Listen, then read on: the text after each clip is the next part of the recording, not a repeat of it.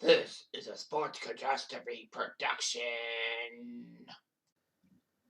Hey there, hello there, ho there. It's just Kareem and welcome you to another Sports Catastrophe on this day. And on this day, June the 16th, 1975, the fortunes of two NBA franchises would be transformed as the LA Lakers and the Milwaukee Bucks made a big five-player deal. Well, the Lakers got one player, the Bucks got four. So let's do some context about Kareem Abdul-Jabbar. He was this big name from UCLA who helped UCLA become a dynasty in the 1960s in college basketball, kind of like the Celtics were in the 1950s in the NBA. He was drafted by Milwaukee first overall. The Bucks said we'll do everything in our power to make sure he's the top player coming out of college, and they were. And Milwaukee was a decent franchise. It was a newer franchise. I believe it was like the second year that Milwaukee was a franchise. They drafted Mr. Kareem Abdul-Jabbar. So anyway, Kareem Abdul-Jabbar was a pretty good player, and he helped Milwaukee out. He was one of the catalysts for why Milwaukee won the 1971 NBA Finals and came close in 74, losing to the Celtics.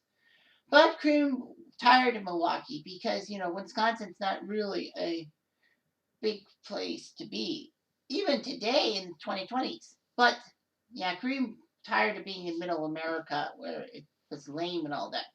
He expressed a desire to go to either New York or Los Angeles, the bright lights, even though he won an NBA title with the Bucks. So Milwaukee said, screw it, we're trading you. So after the 75 season wrapped up, in which the Golden State Warriors shocked everyone by sweeping the Washington Bullets, well, that was their name at the time, in 4 games, the Lakers decided to trade. The Bucks decided to trade Kareem Abdul-Jabbar and Walt Wesley. I said 5 players, I meant 6. So the Bucks traded Kareem to Los Angeles. Well, he was a star for UCLA. It was fit. The other side saw Elmore Smith, Brian Winters, Junior Bridgman, and Dave Myers. Elmore Smith was a decent guy, but he would be known for his stuff with the Buffalo Braves, soon to be with the San Diego and Los Angeles. Brian Winters, who would soon become the first head coach in Vancouver Grizzlies history. Dave Myers, who was a UCLA star himself. He was basically the center that came after Bill Walton. Well, after Bill Walton and Abdul-Jabbar, Dave Myers. But the Bucks actually didn't do that badly. They got Junior Bridgman was Milwaukee personified. If you see Bridgman's stats with the Bucks in the late 70s, early 80s, he was pretty much the franchise. Well, him and Moncrief. Sweet. But the fact of the matter is that at least Milwaukee got something out of the deal. It wasn't like a super lopsided trade that they got no guys back in return that were serviceable. And all that. Can't really think of the one where a massive trade in which one player went for people who were basically bullshit.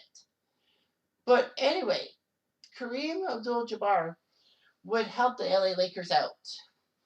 Milwaukee would suffer. They would do okay in the late 70s, early 80s, but they were not superstars. They didn't even make the final for, till 2011, 21. Yeah, they were the defending NBA champs, but there will be a new NBA champion. Boston or Golden State, we don't know. But the fact of the matter is that the Milwaukee Bucks were okay. In 2001, they made a spirited run to the final, but they lost in the conference finals to Philly in Game 7. Meanwhile, the Lakers, they got Kareem Abdul-Jabbar. The Lakers were middling in the 70s.